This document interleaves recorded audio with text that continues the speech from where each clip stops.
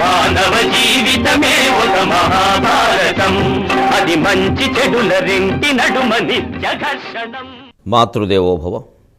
ఒడిలో నన్మరణించు తల్లిని మహాయోగంబునం జోచుచున్ జడుపుంజంకును లేక స్తోత్రముల వాచా వీచిక రోచులన్ గుడిలో గంటలు మ్రోగినట్లు చదువన్ కుండెల్ కునారిల్ల కుండెడి ధైర్యం అది నీవు సంగినదియే ఈశాన దిగ్గామిని గుండెల్ కునారిల్ల కుండెడి ధైర్యం అది నీవు సంగినదియే ఈశాన దిగ్గామిని. ధర్మాన్ని రక్షించడం కోసం ఒక్కోసారి అధర్మ మార్గంలో ప్రవర్తనలక తప్పదనే విషయాన్ని మనకు అవగాహన కావిస్తూ ఉన్న మహాభారత కథా శ్రవణం కోసం ఎదురు చూస్తూ ఉన్న భక్తి టీవీ ప్రేక్షక మహాశయులందరికీ కవి బ్రహ్మ ఉభయ కవి మిత్రుడు తిక్కిన సోమయాజి రచించిన ఆంధ్ర మహాభారతం ద్రోణ పర్వానికి సాగుతున్న సామాజిక వ్యాఖ్యలో 1234వ భాగానికి స్వాగతం పలుకుతున్నాం. మానవ జీవితమే ఒక మహాభారతం, అది మంచి చెడుల రెంటి నడుమ నిత్య ఘర్షణం. జనార్దనుడు చెప్పాడు, నారాయణుడు మాధవుడు గోవిందుడు అంతకు మించిన వాడెవడు, ఆయన చెప్పారు ఇంతకంటే కావలసింది ఏమిటి అని నకులుడు సహదేవుడు ధర్మరాజు ధృష్టజుమ్నుడు పాండవ సైనికులు మిగిలిన వాళ్ళు సరే మొత్తం అందరూ రథాలు దిగారు, ఉప పాండవులు సహా. ఆయుధాలు రథం మీద పెట్టేశారు, నిలబడ్డారు. కొంతమంది చేతులు జోడించి నిలబడ్డారు, కొంతమంది చేతులు కట్టుకుని నిలబడ్డారు, కొందరు చేతులు జనగణమన పరిస్థితిలో పెట్టారు. ఎలా పెట్టినా మొత్తం మీద నిలబడి తల ఉంచుకున్నారు.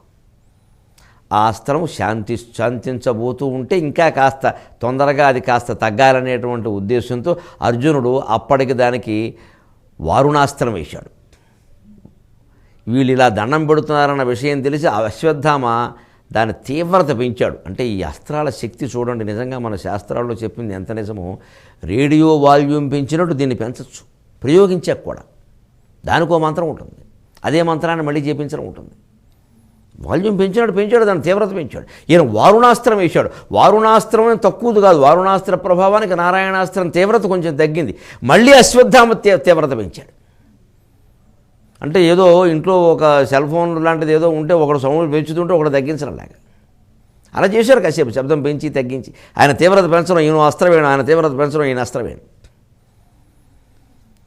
ఇలా జరుగుతూ ఉంటే అక్కడ భీముడు పనిగట్టుకుని ఒక హెచ్చరిక చేశాడు. శ్రీకృష్ణుడు హెచ్చరికని ఖాతరు చేయకుండా, ఎందుకంటే ఆయన చెప్పాడు ఎంత పిడుక్కైనా ఓ గొడుగు ఉంటుంది, పిడుగే కానీ ఎంతటి పిడుక్కైనా ఓ గొడుగు ఉంటుంది అని దాన్ని వంగి ఇంకా మాట్లాడకండి, ఆయుధాలు అక్కడ పెట్టేసేయండి, కిందకి దిగి నిలబడండి, జనగణమన అధినాయక జయహే, అంతే, ఇంకా మాట్లాడద్దు. అలా ఉండండి, మీకు ఎందుకు విడిపోవడం కదా కావాల్సింది, దాన్ని ఎదిరించేంచి ఇప్పుడు పౌరుషాలని ఇప్పుడేమిటి, దైవం దగ్గర పౌరుషం పనిచేయదు, తీసేయండి, నేను చెబుతున్నాను అలా చేయండి, నేను నిలబడతాను అని ఆయన నిలబడ్డాడు. అందరూ నిలబడ్డారు, వెళ్ళిపోతోంది. కానీ ఇక్కడ భీముడు మాత్రం ఆశ్చర్యకరంగా డిగకుడు. ఎవరు చెప్పారు మీకు? డెక్కండి. మేటి వీరుల కడింది మొగంటి మీ కోలుపోవ మీరు కడక దక్కి పెట్టకుడు. కడింది మొగంటి దిగకుడు, వీరుల కడింది మొగంటిమి కోలుపోవ మీరు కడక దక్కి పెట్టకుడు. రూపరనాయుధముల్ మహాస్త్రశక్తి కడిది, రూపరనాయుధముల్ మహాస్త్రశక్తి గెలుతు. గోత్రభిత్కులిశ తీవ్రశరంబుల వైభవంబు, గోత్రభిత్కులిశ తీవ్రశరంబుల వైభవంబు. రూపరనాయుధముల్ మహాస్త్రశక్తి గెలుతు, గోత్రభిత్కులిశ తీవ్రశరంబుల వైభవంబు. భూరి గద విహార భంగియును అరిప్రకరంబులు పిచ్చలింపగన్, భూరి గద విహార భంగియు అరిప్రకరంబులు పిచ్చలింపగన్.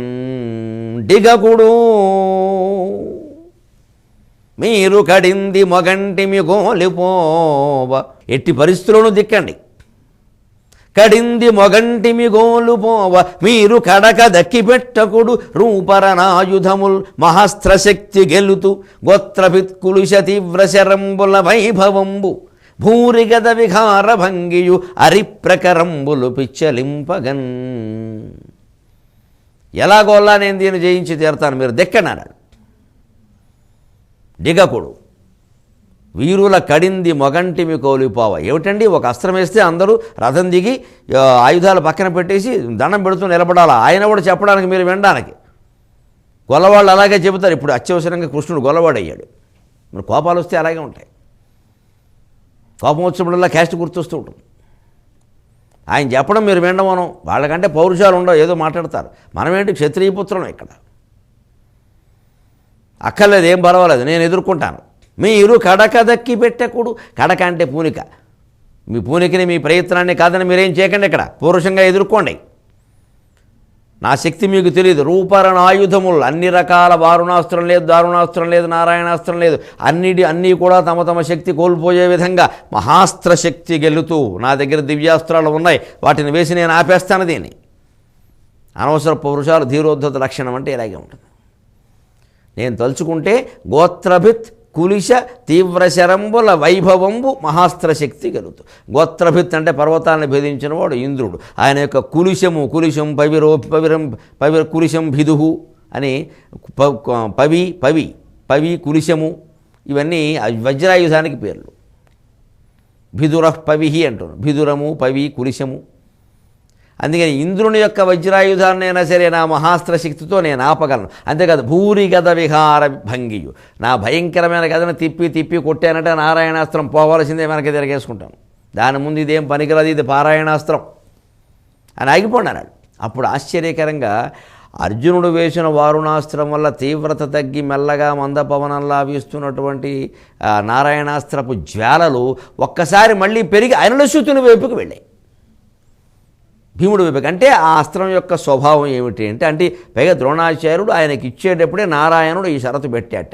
దీనికి ఎదురైనా ఎవరైనా వీరులు ఉంటేనే ఇది చంపుతుంది, ఎవరూ లేకపోతే చంపదు, నీ ఇష్టం అంటే సరే ఇవ్వండి అన్నాడు ఆయన. దాని షరతులు దానికి ఉంటాయి.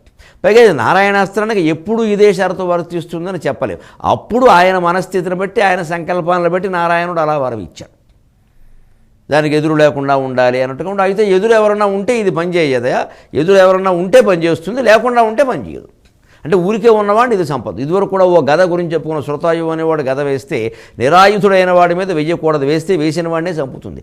అందుకని నిరాయుధుడైన శ్రీకృష్ణుడి మీద వేస్తే అది వచ్చి వీడిని చెప్పింది. అలాగే నారాయణాస్త్రానికి శ్రీ మహావిష్ణువు చెప్పింది ఏమిటంటే ఎంత పిడుక్కైనా ఓ గొడుగు ఉంటుందని. నేను అందుకే పుట్టించే సామెత, ఎంత పిడుక్కైనా ఓ గొడుగు ఉంటుంది, మనం కంగారు పడక్కల. దానికి లెక్క ఏమిటంటే ఎదిరిస్తే చేస్తుంది, ఎదిరించకపోతే వెళ్ళిపోతుంది, ఆశీర్వదిస్తుంది పైగా. ఆ ఉపాయం తెలిస్తే అయిపోయి. జీవితంలో గెలవాలంటే అంతే, విజయం ఎంత ముఖ్యమో వినయం అంత ముఖ్యం అని అనుసూతుని వైపుకి వెడుతోంది దాన్ని. అప్పుడు శ్రీకృష్ణుడు అర్జునుడు బలవంతంగా వెళ్ళి భీముడు ముయ్యోమను ఒత్తుకుంటున్నా సరే ఆ పెద్ద భారీ కళేబరాన్ని కిందికి దించారు. పెద్ద భారీ పరిశ్రమ అది, పెద్ద నాగార్జున సాగర్ ప్రాజెక్టు. దాన్ని పట్టుకుని కుడికాల ఒకళ్ళు ఎడమకాల ఒకళ్ళు ఉన్న కుడి చెయ్యి ఎడమ చెయ్యి పట్టుకుని బలవంతంగా వద్దు నిరాను కుదరదు చూద్దాం ఊరికా చెప్తే వినవు అని కరుడు తిట్టినట్టే తిట్టి సుమారుగాను కిందకి దించి తలకాయ ఉంచి ఆ గద అవన్నీ కింద పారేశారు. అప్పుడు అది పైనుంచి హాయిగా మలయ పవనం వీచేటువంటి మందమారుతంలాగా మలయ పర్వతం నుంచి వచ్చే మందమారుతంలా వీచుకుంటూ వెళ్ళిపోయింది నారాయణాస్త్రం. మానవ జీవితమే ఒక మహాభారతం, అది మంచి చెడుల రెంటి నడుమ నిత్య